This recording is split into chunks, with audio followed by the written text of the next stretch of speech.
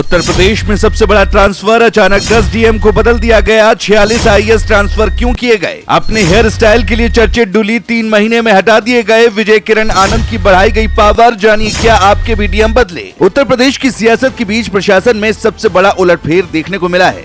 एक दो नहीं, पूरे 46 आईएएस अफसरों के ट्रांसफर रातों रात हुए तो हर कोई हैरान रह गया। इतना ही नहीं, 10 डीएम भी बदल दिए गए, जबकि अपने हेयर स्टाइल के लिए चर्चित डूली 3 महीने में ही हटा दिए गए। क्या है पूरा मामला? किसको नई जिम्मेदारी मिली है? किन जिलों के डीएम बदले गए हैं? चलिए आपको बताते हैं। दरअसल योगी सरकार ने अचानक से 46 अफसरों का ट्रांसफर किया तो हर कोई हैरान रह गया, क्योंकि इसमें 10 जिलों के डीएम भी शामिल हैं। जिन जिलों के कप्तान बदले गए हैं उनमें हाथरस, सीतापुर, बस्ती, सिद्धार्थनगर, चित्रकूट, ललितपुर, श्रावस्ती, रामपुर, बलरामपुर और कौशाम्बी शामिल हैं। वहीं मेरठ और सहारनपुर के मंडलायुक्त भी बदल दिए गए हैं। सूत्रों का कहना है कि ये तबादले महज एक रूटीन प्रक्रिया नहीं है, बल्कि एसआईआर से पहले की गई रणनीतिक तैयारी है। अब सवाल उठता है कि एक झटके में इतना बड़ा फैसला क्यों लिया गया? सूत्रों के मुताबिक योगी पिछले कुछ दिनों से डीएम एसपी कॉन्फ्रेंस में लगातार चेतावनी दे रहे थे कि जिले की कार्य प्रणाली में जरा भी सुस्ती बर्दाश्त नहीं की जाएगी। ललितपुर के डीएम अमनदीप डूली इसका बड़ा उदाहरण बने, जिन्हें महज 3 महीने में ही हटा दिया गया।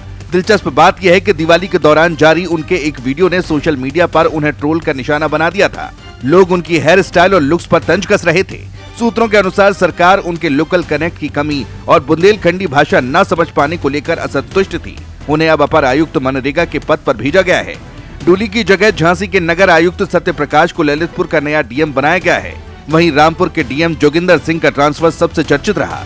उन्हें हटाकर श्रावस्ती के डीएम अजय कुमार द्विवेदी को रामपुर भेजा गया है। दरअसल रामपुर में आजम खान की सक्रियता के बाद शासन उनसे नाराज चल रहा था। जोगिंदर सिंह को नमामि गंगे और ग्रामीण जलापूर्ति विभाग में विशेष सचिव बनाया गया है। इसी तरह सिद्धार्थनगर के डीएम राजा गणपति आर का तबादला भी काफी चर्चा में है। हाल ही में दुर्गा मंदिर विवाद में उनके आदेश पर मंदिर तोड़ा गया था, जिसके बाद पूर्व सीएम जगदम्बिका पाल खुद धरने पर बैठ गए थे। विवाद शांत कराने के लिए प्रशासन को नया मंदिर बनवाना पड़ा। अब उन्हें सीतापुर का डीएम बनाया गया है। इस फेरबदल में सरकार ने 2016 बैच के आईएएस अधिकारियों पर सबसे ज्यादा भरोसा जताया है। युवा और ऊर्जावान ऑफिसर्स को जिले की जिम्मेदारी दी गई है। गाजियाबाद विकास प्राधिकरण के वीसी अतुल वत्स को हाथरस का डीएम बनाया गया है, जबकि वाराणसी विकास प्राधिकरण के वीसी पुलकित गर्ग को चित्रकूट भेजा गया है। खबरों की माने तो ट्रांसफर लिस्ट में कमिश्नर स्तर पर भी बड़ा बदलाव देखने को मिला। लेकिन इन सब के बीच सबसे बड़ी बात जो नौकरशाही में चर्चा का विषय बनी हुई है, वो विजय किरण आनंद की पावर बढ़ना है।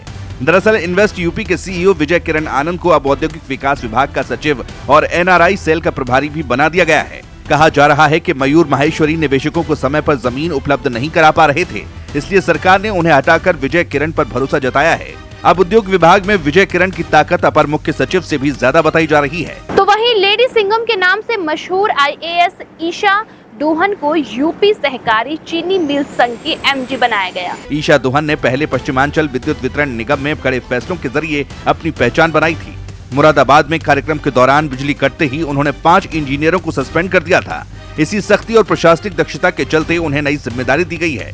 चर्चा है कि ये ट्रांसफर सिर्फ प्रशासनिक फेरबदल नहीं, बल्कि योगी मॉडल ऑफ गवर्नेंस का अगला चरण है। एक तरफ जहां सख्त अफसरों को पुरस्कृत किया गया है, वहीं ढिलाई या विवाद में फंसे अधिकारियों को किनारे लगाया गया है।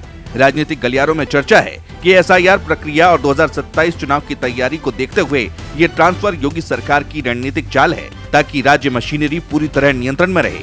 अब देखना होगा कि ये नया प्रशासनिक समीकरण जनता के बीच कितना असर दिखाता है।